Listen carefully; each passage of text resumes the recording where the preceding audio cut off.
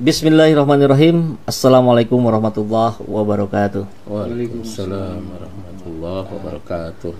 Sahabat EJ Channel semua, ini momen yang luar biasa.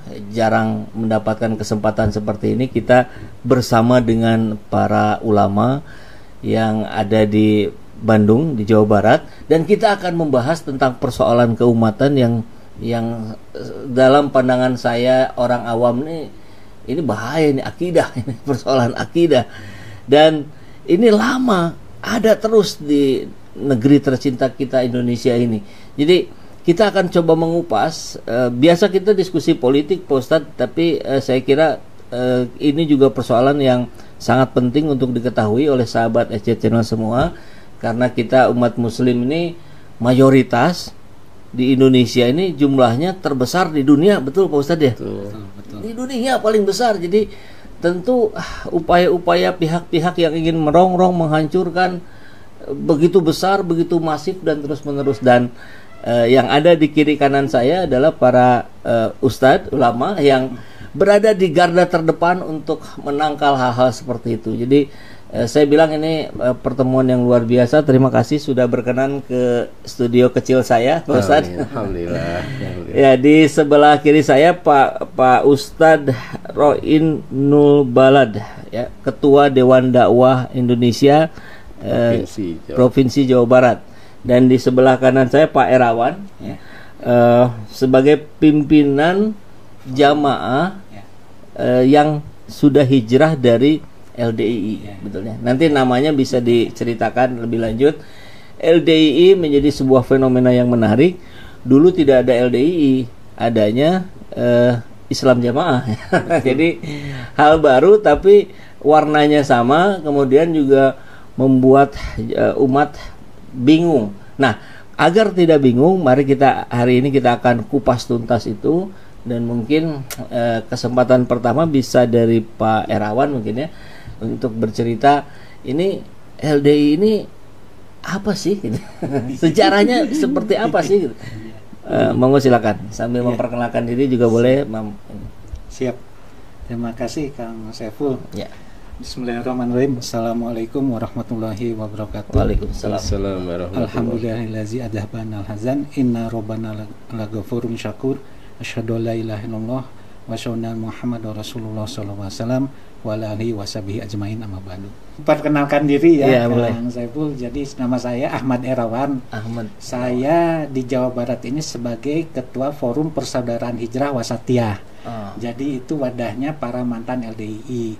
Itu. Jadi betul sekali Pak Kang Saiful, saya sebenarnya di LDII nggak begitu lama ya, sekitar 20 tahun lah. Waduh, lama kali itu.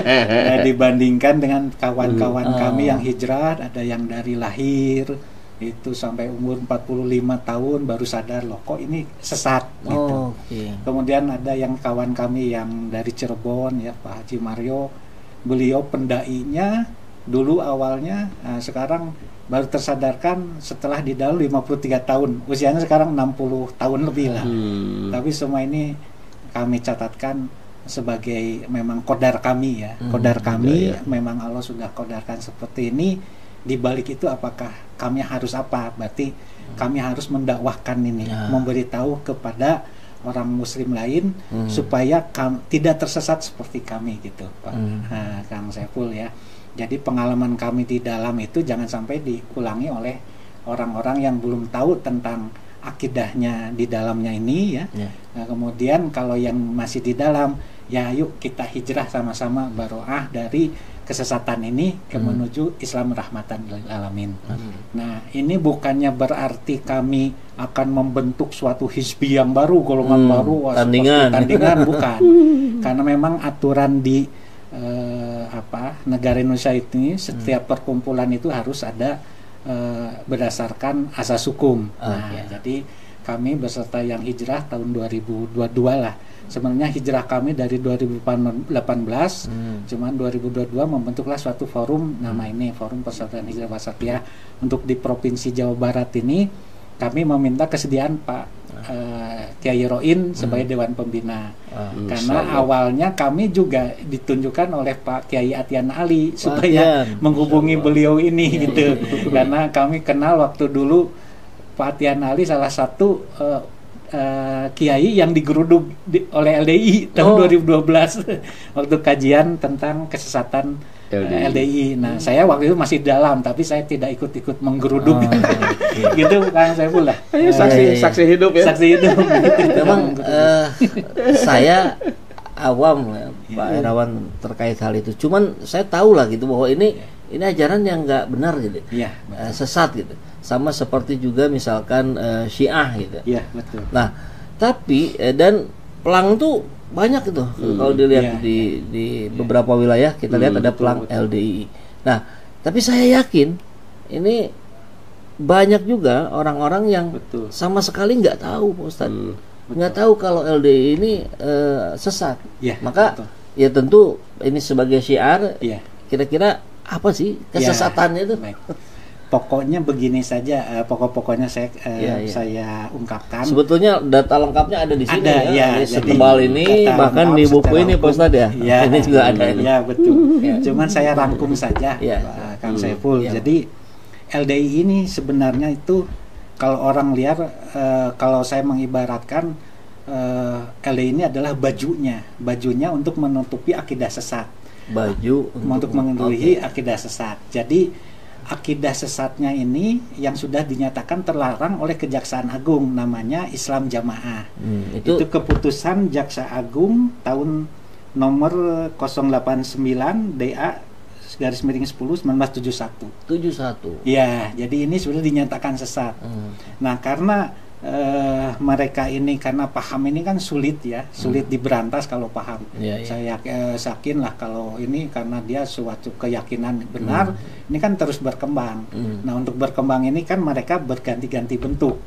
Jadi berganti-ganti bentuk, ada yang saya catat di sini jadi Yayasan Dakwah Karyawan Indonesia, Lemkari, kemudian ada Yakari, kemudian Lemkari, terakhir ada LDII. Gitu ya. Jadi harus dimengerti bahwa yang intinya ajarannya itu akidahnya ini udah dinyatakan sesat. Nah, untuk menutupi kesesatan ini si pengurus atau imamnya ini dan para pengurus Islam Jamaah inilah ini membentuk suatu organisasi yang namanya LDII. Kemudian juga ada Senkom, ada Persinas Asad. Nah, kemudian ada kegiatan camping cai, itu Cinta Alam Indonesia juga. Kemudian ada Sako Pramukanya, ada Fosginya dan lain-lain. Fosgi itu baru dibentuk untuk yang suka hobi-hobi sepak bola lah gitu ya. Nah, ini semua yang tiga pertama ini sudah dinyatakan oleh keputusan inkrah MA ya, termasuk kawan kami ini yang berjuang di atas untuk mendakwah siarkan bahwa ini kesesatan dan ini dibungkus oleh tiga organisasi ini. Ini sudah keputusannya sudah jelas di MA ini memang bahwa LDI adalah penerus Islam Jamaah. Gitu. Sebelum berlanjut ke situ, jadi sebelah mana pokok kesesatannya? Jadi pokok kesesatannya ini nabinya kan sama misalkan masih betul Rasulullah Muhammad ya. Jadi pokok kesesatannya itu yang pertama ya, saya mereferensi dari 10 kriteria aliran sesat MUI. Baik. Dari 10 kriteria ini itu ada 3 di LDI ini. Yang pertama itu adalah meyakini dan atau mengikuti akidah yang tidak sesuai dengan Al-Quran dan Sunnah. Jadi di LDI ini bahwa syarat sahnya Islam seseorang itu harus berbaiat ya kepada imamnya. Jadi mirip-mirip Syiah. Jadi kalau tidak berbaiat maka dia tidak sah Islamnya. Nah, dalil yang jadikan sandaran itu adalah Atsar Umar, perkataan Umar bin Khattab yang la Islama bil jamaah wala jamaah bil imaro ya, dan seterusnya gitu ya. Dan oleh mereka ditambahkan kata taat, padahal itu tidak ada gitu. Dan ini sebenarnya hadisnya doif, tapi oleh mereka diyakini benar. Ini perkataan Umar bin Khattab, masa katanya gini nih ya, gitu ya. Setelah kami mengetahui doif ini ya setelah kami keluar gitu ya. Dan di awalnya setelah juga ketemu Pak Kiai juga. Ya. Nah, kemudian poin yang itu yang lainnya adalah melakukan penafsiran Al-Quran yang tidak berdasarkan kaidah tafsir. Nah, jadi di LDI itu ya yang saya pelajari itu ada beberapa surat yang disalahartikan, ditafsirkan. Pertama itu Quran surat 2 Al-Baqarah ayat 3. Di situ kan bamima rojaknahum yunfikun katanya ya, bahwa kita itu wajib berinfak, padahal ayat itu adalah kewajiban untuk zakat. Tapi diselewengkan oleh mereka harusnya ada infak. Makanya di kami ini dulu kita dikenakan harus setor ke imamnya 10% setiap bulan gitu, yang namanya isrun ya. Itu di luar 2,5% zakat atau? Oh, di luar. Makanya ini adalah suatu yang bid'ah. Sebenarnya infak itu kan yang diutamakan adalah untuk keluarga. Tapi di sini diwajibkan untuk imamnya dulu. Gitu. Infak ke imam pusat 10%. Itu ada ketentuannya. Nah, bukti-buktinya udah kami serahkan ke MUI.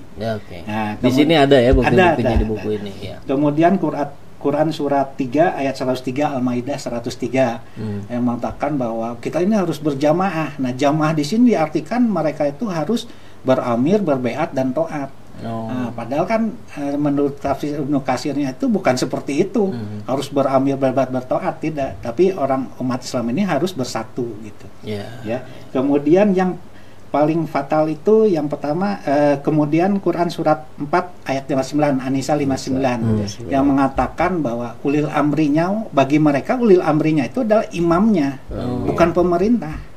Nah, makanya kemarin kami melakukan acara ikrar cabut baiat itu, kami menunjukkan bahwa ini imam waliul amri kita itu bukan imam bahwa di struktur LDI yang Islam Jamaah ini ada waliul amri yang disebut imamnya itu. Kemudian yang paling fatal terakhir adalah Quran surat 17 ayat 71 itu Al-Isra 71 bahwa nanti di hari kiamat kamu sekalian akan dikumpulkan bersama imam-imammu. Nah, mereka mempenggal hanya sama imam-imammu, padahal harusnya diteruskan gitu ya, bahwa imam-imamnya itu mereka artikan, oh ini berarti imam kita yang di pusat, jadi imamnya di daerah, imamnya di desa, imamnya kelompok. Jadi struktur imamnya ada. Di kami itu ada ya dulu imamanya. Oh, ini akan menjadi saksi, padahal yang dimaksud imam-imam di situ adalah kitab amal catatan dan Nabi Muhammad gitu ya. Nah, itu yang terakhir yang dari 10 kriteria itu adalah mengkafirkan sesama muslim. Nah, yang ini yang disebut akidah takfir. Kenapa mengkafirkan? Yaitu karena dasarnya tidak berbeat kepada imamnya. Nah, itu jadi pokok ajarannya itu sebenarnya 3. Nah, dari takfir ini turunannya banyak. Jadi tidak mau sholat di belakang imam, kalau nikah bukan orang Islam jamaah tidak boleh karena dia harus dibeat dulu. Lain-lainnya. Nah, sampai kami terakhir mungkin yang hijrah ini ada yang terpersekusi, intimidasi, itu semua bukti ada. Mudah kami laporkan semua. Baik. Itu apa itu termasuk yang saya dengar juga apa beda ya dengan yang kalau ada orang non ormas yang sama sholat di situ sampai dilap gitu? Ya.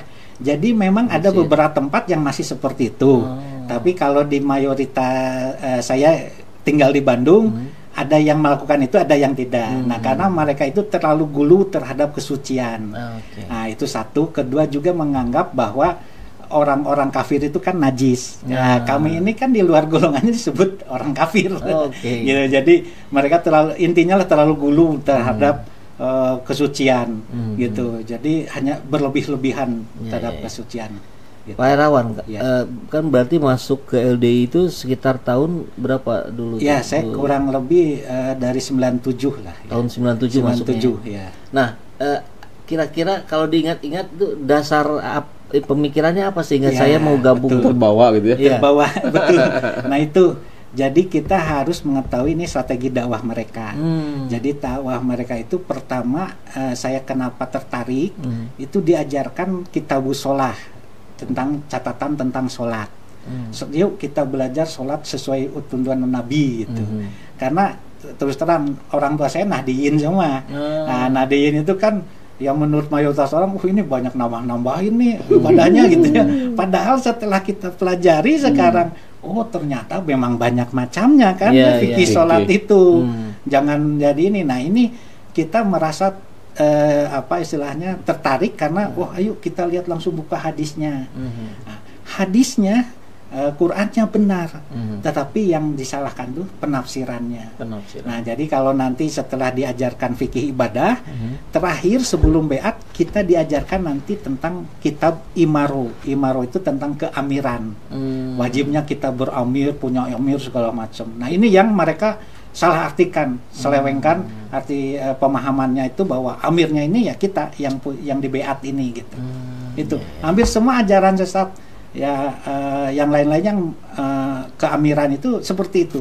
Setelah saya baca-baca yang lain, loh kok ini hampir 11-12 gitu ya, sama yang pernah saya alami gitu. Gitu Kang Saiful. Baik, Pak Irawan. Nah, Pak Ustadz, kira-kira ini dalam pandangan Bapak kan hari ini sebagai Ketua Dewan Dakwah Islam Indonesia Jawa Barat, melihat fenomena ini secara global dulu, kira-kira kan kalau kita coba agak tarik sedikit ke atas nih, selain LDI juga ada Syiah, terus ada apa lagi ya yang sesat ya, Ahmadiyah dan sebagainya.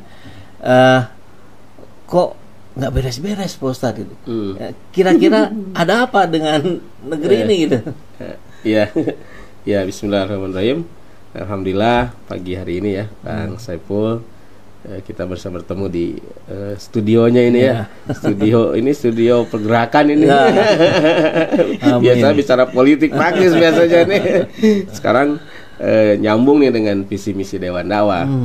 Jadi Dewan Dakwah ini kan didirikan oleh Allahyarham Kiai Haji Muhammad Natsir ya. Abah kita menyebutnya tahun 1967. Itu kita punya platform satu itu adalah mengawal akidah umat Islam ya. Kemudian yang kedua menegakkan syariah. Ketiga merajut ukhuwah ya. Keempat kemudian ada solidaritas ya, sama muslim dan sama anak bangsa, sama anak manusia ya. Dan yang terakhir adalah mendukung keutuhan NKRI. Itu adalah Dewan Dakwah itu kerjaannya. Nah, di Indonesia ini memang kita memahami sekali bahwa ancaman akidah itu sangat nyata dan banyak ya. Di antara ancaman yang sangat nyata dan banyak itu kita sering menyebutnya, yang pertama adalah tansyiriyah, pemurtadan ya, atau ada bahasanya kristenisasi misalnya. Karena memang di lapangan sering kita dapatkan saudara-saudara sebangsa yang beragama Nasrani yang memang melakukan penyebaran agama kadangkala melanggar aturan negara. Nah, yang kedua kita menyebutnya adalah aliran yang menyimpang, aliran sesat. Nah, hari ini karena konteksnya dengan LDII ini ya, bukan DDI. Dengan LDII konteksnya ini adalah salah satu yang disepakati oleh Majelis Ulama Indonesia dari tahun 1970 berapa tadi? Satu ya. Ini sebetulnya adalah kelanjutan dari Islam Jamaah. Nah, saya belum lahir tahun 71. Tapi Dewan Dakwah ini sudah menangani masalah Islam Jamaah. Karena sudah banyak lah ya hitungannya, lebih dari 10 jari ini yang korban Islam Jamaah dulu. Nah, itu zaman ayah saya yang nanganinya. Zaman ayah saya yang sekarang ya udah 80 tahun ya ayah saya itu.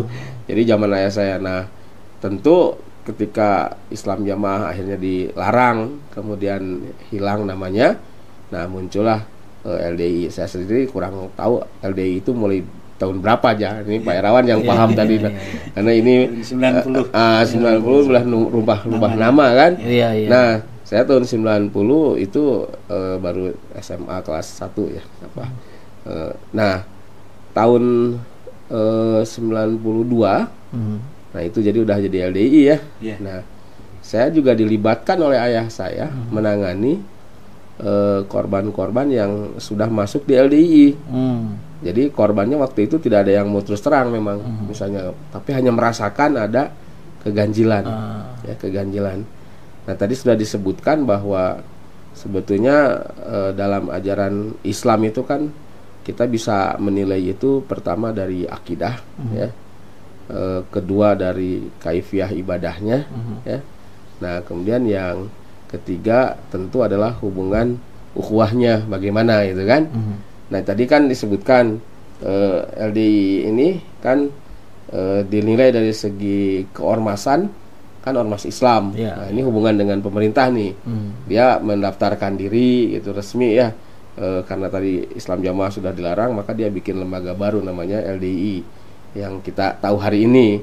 Nah, jadi secara pandangan mata pemerintah dia legal, formal, daftar, punya nomor Menkumham gitu kan. Nah, sehingga secara hukum negara dia bisa beraktivitas karena dianggap tidak ada penyimpangan dari hukum negara. Hukum, saya sering menyebutnya hukum-hukum konstitusi lah ya, ayat-ayat konstitusi gitu kan. Nah, tapi bagi akidah Islam ya, ajaran Islam itu pertama dilihat dari segi akidahnya dulu kan. Nah, tadi jelas akidahnya itu penyimpangan yang sangat nyatanya adalah mengangkat amir. Karena syahadat yang benar itu kan cukup dengan asyhadu alla ilaha illallah wa asyhadu anna muhammadar rasulullah. Adapun disebutkan dalam ayat yang lain bahwa pemimpin kita ini adalah Allah, Rasul dan ulil amri minkum.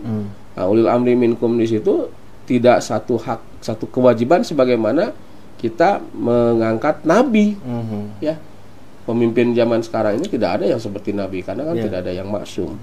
Nah, tapi sekaligus nih klarifikasi, ada mantan kan.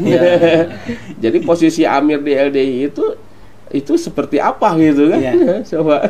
Jadi waktu kami di dalam itu memang ini subhat yang paling kental sampai sekarang.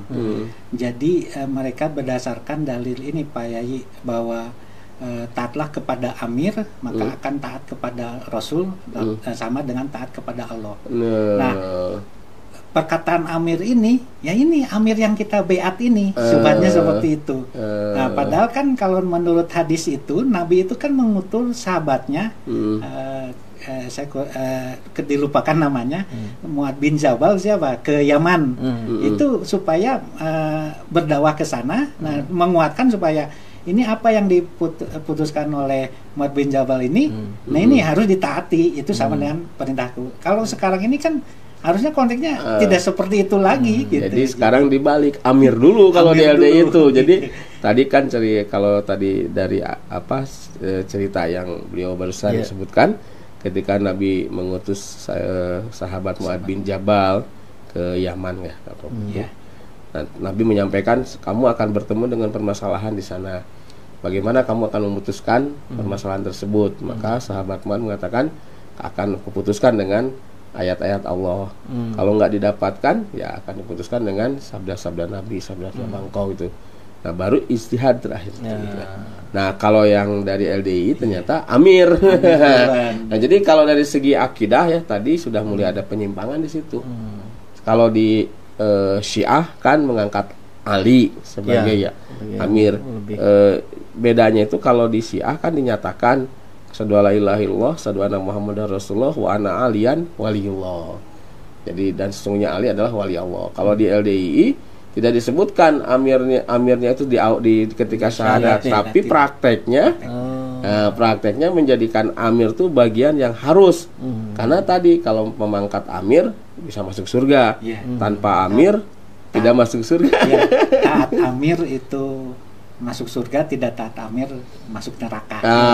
Itu jadi doktrinnya. Itu yang pertama dari segi pemahaman akidahnya. Makanya tadi kriteria dari MUI masuk.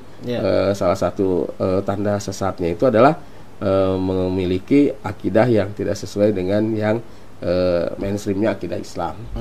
Nah, yang kedua itu dalam masalah fikihnya juga tadi kan.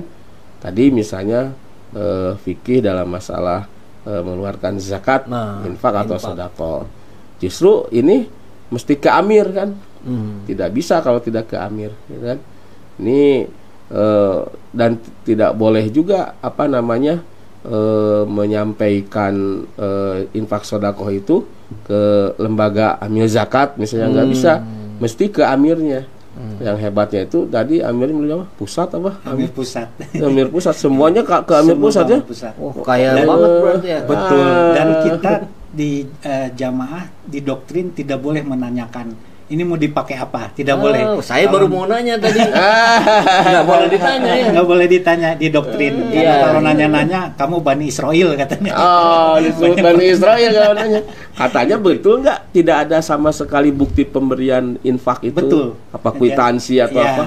Jadi di kami itu yang namanya setoran tiap bulan 10% itu isrun. Per 10. Kalau di Nasrani itu kan ada ya yang namanya perpuluhan ya. Itu persis sama. Di kami juga ada yang namanya kalau melakukan kesalahan surat taubat. Nah, jadi pengakuan taubat kalau di Nasrani kan pengakuan dosa. Tapi ujung-ujungnya itu adalah konversi ke setoran uang. Nah, jadi kalau Anda misalnya bertobat zina gitu ya, itu ada edarannya harus bayar, saya diperlupakan lagi 500 atau 700 ribu. Itu ada buktinya, udah kami setorkan sama ke MUI. Kalau sekarang naik kayaknya ya. 700. Kalau berbohong masuk dosa itu? Ya, nah ini jadi strategi mereka itu ada yang namanya fatonah bitonah budi luhur. Kalau ke orang di luar Islam Jamaah LDI berbohong tidak jadi masalah, boleh gitu. Makanya mereka itu dalam konteks apapun